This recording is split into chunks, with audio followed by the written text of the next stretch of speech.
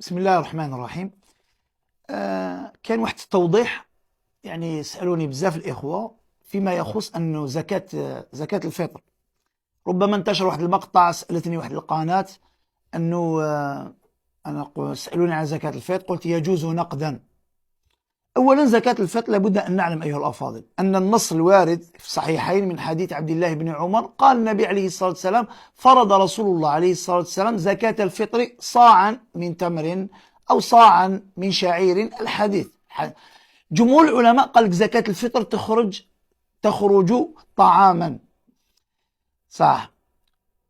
ذهب بعض أهل العلم قالوا يجوز أن تخرج نقدا، وكي نقول لك ذهب بعض أهل العلم يجوز أن تخرج نقدا، هؤلاء فطاحلة من أهل العلم، يعني ليسوا أناسا يتكلمون في دين الله من غير علم. عندما تقول لرجل كأبي إسحاق السبيعي من أئمة التابعين، الحسن البصري رحمه الله، عمر بن عبد العزيز، هذو كامل قالوا بجواز خروجها نقدا. عمر بن عبد العزيز، ثم بعد ذلك مذهب أبي حنيفة، زد الإمام البخاري رحمه، إمام الدنيا في الحديث، زد رواية عند الإمام أحمد، زيد شيخ الإسلام ابن تيمية رحمه الله وتلميذه ابن القيم، كلهم أجازوا إخراجها نقدا. ما باش نفهموا هذا الأمر أولا، كلهم أجازوا إخراجها نقدا.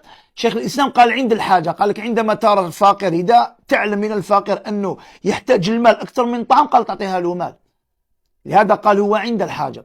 لكن الذي أردت أن أبينه هو أن الأفضل والأكمل والأجمل والأحسن أن تخرج طعاما، لأنها موافقة للنص، لكن يجوز أن تخرج مالا.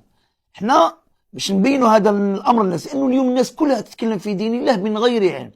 علاش؟ لأنه الذي أخرجها مالا عنده ناس فطاحلة سبقوه إلى هذا. احنا مين تعلمنا؟ يجي واحد يطعن لك في السنة، يقول لك هذو ما يحبوا السنة، ما يعظموا السنة، قالوا بإخراجها مالا. الذين قالوا بإخراجها مالا ناس فطاحلة في علم السنة. منهم تعلمنا السنة؟ الإمام البخاري، الإمام أحمد، شيخ الإسلام ابن تيمية، ابن القيم، هذو ناس إذا ذكرت السنة. ومع ذلك قالوا أنه يجوز إخراجها مالا إذا كان الفقير يحتاج المال. قلنا لكن الأكمل والأجمل والأجدر والأفضل أن تخرج طعاما لكي يخرج من الخلاف، وجمهور العلماء على أن تخرج طعاما. زيد حبيت نبين أمر للناس هؤلاء، هو أنه هذه الزكاة هذه اللي يقول لك الناس لابد من تعظيم النص. باللي حنايا بإجماع العلماء يقول لك يجوز تخرج اللوبيا، العدس، الحمص. هل في الحديث أن النبي صلى الله عليه وسلم ذكر العدس، ذكر اللوبيا، ذكر الحميصة؟ ما ذكرهمش. النبي صلى الله عليه وسلم قال تمر، قال شاعر، كش واحد يخرجها شاعر؟ إذا أنت ما عملتش بالنص. ولكن يجوز على، لأنه قالوا العلة هي الطعام، بما أنه هذا طعام يدخر يتخبى يجوز تخرجه. وشنو هذا اجتهاد، وقابل العلماء اجتهاد هؤلاء الذين قالوا باللوبيا والعدس مع أنها لم تذكر في النص. إذا كذلك كما قبلوا اجتهاد هؤلاء، أقبل اجتهاد من قال تخرج مالا. وقلنا والأفضل والأجمل أنها تخرج طعاما لتخرج من الخلاف، لكن يجوز إخراجها نقدا. إذا هذا التوضيح فيما نشر، أنه بعد إحدى القنوات سألتني عن هذا الأمر. إذا يجوز، أفضل والأكمل هي زكاة أن تخرج طعاما، ويجوز إخراجها مالا، والخروج من الخلاف أن تخرج طعاما. والله أعلم. السلام عليكم.